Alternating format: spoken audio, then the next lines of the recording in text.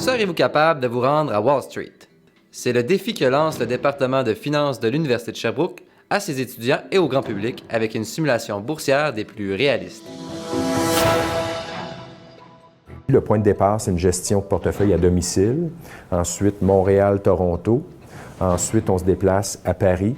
Ensuite, Londres. Et ultimement, c'est Wall Street, donc d'où le nom de la simulation, Objectif Wall Street.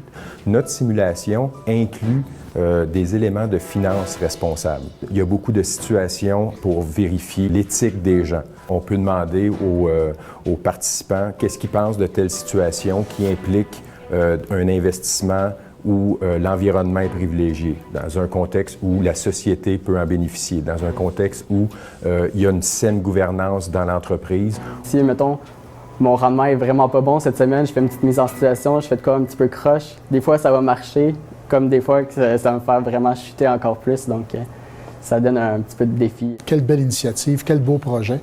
Et depuis 3 ans, donc, par le biais du Fonds d'éducation et de la saine gouvernance, l'autorité fournit un montant d'argent pour pouvoir assurer son développement. C'est une expérience assez le fun. Ça va pas toujours comme qu'on pense, puis il faut souvent s'ajuster en conséquence. On peut vraiment transiger en direct avec des vrais prix, des vraies bourses, avec les vraies heures d'ouverture. On espère acheter au bon moment, on espère vendre au bon moment, donc avoir une bonne performance. On peut voir un peu le rendement qu'on pourrait faire si on était sur le marché avec ces titres-là. Les gens qui ont les meilleures performances ont les promotions.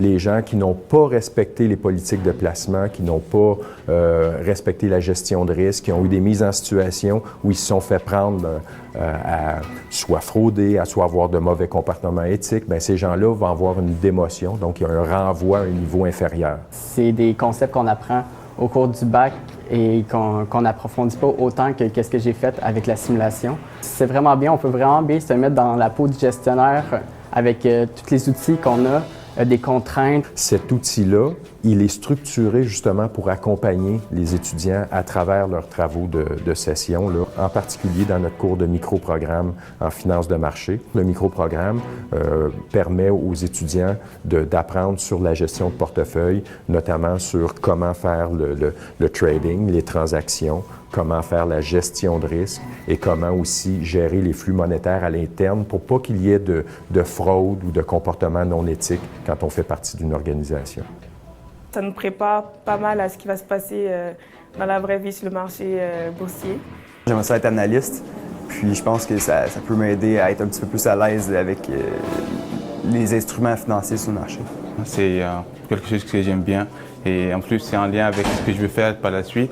Fait que je suis encore beaucoup plus motivé. Je pense que les gens qui vont suivre ce programme, cette formation-là, éventuellement, lorsqu'ils et elles vont se retrouver sur un véritable parquet, vont avoir exactement connu la vraie réalité à partir de ce projet-là. Donc, c'est une chance extraordinaire qui leur est donnée.